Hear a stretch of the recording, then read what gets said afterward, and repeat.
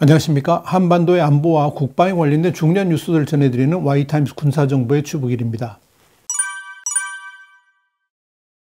2020년 국방백서가 나왔습니다. 국방백서란 원래 정치 논리를 철저히 배제한 채 한 나라를 지키는 최후의 보루로서 이 국방정책의 성과와 방향을 제시하는 대국민 보고서, 이렇게 말씀드릴 수 있습니다. 그런데 언제부터인지 이 대한민국의 국방부는 정치 이념에 물들기 시작했고, 청와대의 눈치만 보면서 최후의 보루가 아니라 제2의 통일부로 변질되어 간 것 같이 보입니다. 국방부가 2일 공개한 2020 국방백서는 그런 면에서 충격적입니다. 물론 이미 1919년 국방백서에서 워낙 큰 전환이 있었기 때문에 통일선상에서 그러려니 하고 별 기대도 안 했습니다만은 역시는 역시였습니다. 국방부는 보도자료를 통해서 문재인 정부 들어 두 번째로 발간되는 백서라 그러면서 국방개혁 2.0 및 스마트 국방 혁신 추진 성과, 그리고 향후 정책 방향, 9.19 군사합의 이행 현황, 코로나19 대응 성과, 군 의료 시스템 개편, 이런 주요 국방 현안을 기술했다라고 밝히고 있습니다. 특히 지난해 북한 열병식 때 새롭게 공개된 미사일 같은 이런 북한의 군사주의 구조하고 군사력 변동에 대한 내용과 자료를 수록하고 있다라고 밝히고 있습니다. 자, 그렇다면 이 2020 국방백서 내용이 도대체 어떻길래 문제를 삼는 것일까요? 첫 번째 문제는 북한은 적이 아니다라고 규정했다는 겁니다. 국방백서에서 북한을 주적이라고 표현하지 않은 것은 이미 문재인 정부의 첫 백서부터죠. 2019년 1월에 발간된 2018 국방백서에서 북한 정권과 북한군을 적으로 지칭하지 않고 단지 대한민국의 영토와 국민의 생명 및 재산을 위협하는 모든 세력은 적이다, 이런 취지의 말로 바꿔버렸습니다. 물론 이렇게 북한을 주적으로 묘사하지 않았던 적이 있었죠. 노무현 정권 시절에 그랬었습니다. 2004년 당시 발간된 국방백서에서 결국 북한군은 주적이라는 개념이 삭제된 겁니다. 대신 직접적 군사 위협, 심각한 위협, 이런 말로 대체가 됐습니다. 그러다가 2010년에 다시 북한군을 주적이라는 개념으로 환원했었죠. 중요한 것은 주적 개념 없이 대한민국을 위협하는 모든 세력은 적이라는 개념으로 국방정책을 과연 세울 수 있느냐의 문제입니다. 모든 국가는 국력과 군사력에 한계가 있을 수밖에 없습니다. 초강대국 미국이라도 그러합니다. 그래서 국력과 군사력을 바탕으로 위협의 순위를 정해가지고 군사 전략을 짜게 됩니다.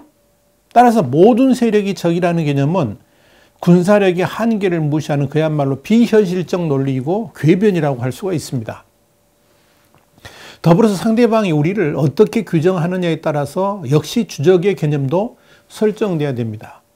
상대방은 우리를 향해서 주적이라고 말하는데 우리는 그 상대방이 주적이 아니라고 그런다 그러면 이 역시 사실상 국방을 포기한 것이나 다름없겠지요. 분명한 건 2021년에 대한민국 국방부에게 있어서 주적은 없습니다. 단지 주적이 될 가능성만 있을 뿐입니다. 그렇다면 북한은 우리를 어떻게 규정하고 있을까요? 북한에서 헌법보다 상위에 있는 노동당 규약 서문은 이렇게 기술하고 있습니다. 조선노동당의 당면 목적은 공화국 북반부에서 사회주의 강성대국을 건설하며 전국적 범위에서, 이 전국적 범위라는 건 남한을 포함한 겁니다. 이 전국적 범위에서 민족 해방 민주주의 혁명의 과업을 수행하는 데 있으며 최종 목적은 온 사회를 주체 사상화해 인민 대중의 자주성을 완전히 실현하는 데 있다, 이렇게 명시하고 있습니다. 한마디로 남한을 적화 통일하겠다는 뜻이죠. 북한은 분명히 남한에 대해서 적화 통일 노선을 고수하고 있는데 우리만 북한을 적이라는 개념에서 삭제해버린 겁니다. 이건 안보에 있어서 가장 기본적인 상호주의 개념을 포기한 것으로, 이건 사실상 적 앞에서 무장해제한 것이나 다름없습니다. 그렇다면 이런 나라에 국방부는 왜 필요하고 주한미군은 왜 존재해야 되는지, 그리고 그 엄청난 비용을 들여서 새로운 무기들은 왜 도입해야 되는지 생각하게 됩니다. 북한이 정녕 우리의 적이 아니고 관리하고 협력해야 될 대상이라는 말입니까? 두 번째 문제는 김정은 세습 정권을 사실상 공식 인정했다는 겁니다. 국방백서가 이 북한 내부 정세를 소개하면서 기존 백서에서의 정권 세습이라는 표현을 삭제를 했습니다. 김정은 국무위원장 직권으로 변경한 겁니다. 사실상 북한의 김정은 정권에 대해서 민주사회에서 널리 사용되는 집권이라는 표현을 사용하면서 체제의 정당성을 국방부가 인정해 준 겁니다. 국방부는 김정은이 집권한 지 10여 년은 됐기 때문에 주체를 어디에 두고 썼느냐에 따른 차이다 그러면서 그냥 둘러대고 있습니다만 이건 지금 우리 국방부가 북한의 김정은을 어떤 시각으로 보고 있는지 분명하게 지금 기술하고 있다라고 우리 평가할 수 있을 겁니다. 한마디로 이건 국방부에서 사용할 표현은 아닙니다. 이인영의 통일부에서나 쓸 법한 단어를 국방부가 채택하고 있다는데 그저 놀랄 수밖에 없습니다. 세 번째 문제점은 일본에 대한 표현입니다. 대한민국의 안보를 지키는 유엔군 사령부의 후방기지 역할을 하는 일본을 동반자 개념에서 삭제해버렸습니다. 그저 단순한 이웃국가라고 격화시켰다는 겁니다. 일본에 대한 이 개념은 북한이나 거의 같은 수준에서 다루고 있다고도 볼 수 있습니다. 국방백서 이런 표현은 문재인 정부의 반일 선동 개념, 그러니까 노 재팬 개념을 국방부까지 그대로 수용하고 있다고 볼 수가 있을 겁니다. 국방부 관계자는 2019년 수출 규제 이후에 일본과 여러 가지 불편한 관계가 있어서 국방부 차원에서는 이웃 국가로 정의하는 게 가장 타당하다고 판단했다라고 말을 했습니다. 국방부의 정치화를 스스로 시인한 셈입니다. 일본에 대한 개념의 격화는 중국과 확연하게 대비됩니다. 일본과의 불편한 관계를 언급했던 국방부는 중국에 대해서는 불편한 감정이 전혀 없는 나라로 묘사되었기 때문에 그렇습니다. 그래서 기존 백서에도 있었던 사드 갈등 대목을 완전히 삭제를 해버렸습니다. 반면 문재인 대통령이 2017년 한중 정상회담을 통한 정상화 노력만 기술했을 뿐입니다. 한마디로 한일 관계는 악화됐고 한중 관계는 개선됐다는 것이 국방부의 시각입니다. 그러니까 안보 협력 순서도 일본은 중국 뒤로 밀려났습니다.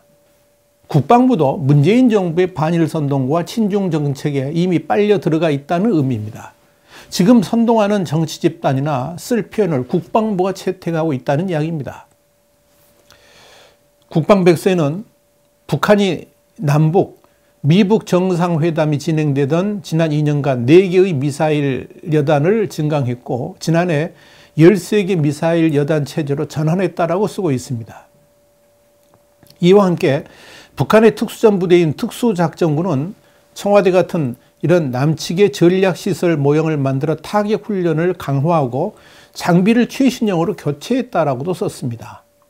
이건 북한이 2018년 이후 남북, 미북 정상회담이 진행되면서 평화를 노래하던 그 시기에도 꾸준히 전술핵 같은 핵무기의 질과 양 개량뿐만 아니라 투발수단인 미사일 개량 작업 같은 핵미사일 전력화를 진행하고 있었고 더불어서 특수전부대의 남측 요인 암살이라든지 청와대 타격 훈련 같은 이런 군사력 강화에 박차를 가해왔다라고 평가할 수가 있는 겁니다. 그러면서도 국방백서는 북한에 대한 위기의식은 사실상 찾아볼 수가 없습니다. 마치 대학 교수가 논문을 쓰듯 언론사의 기자가 심층 분석 기사를 쓰듯 담담하게 기술하고 있을 뿐입니다.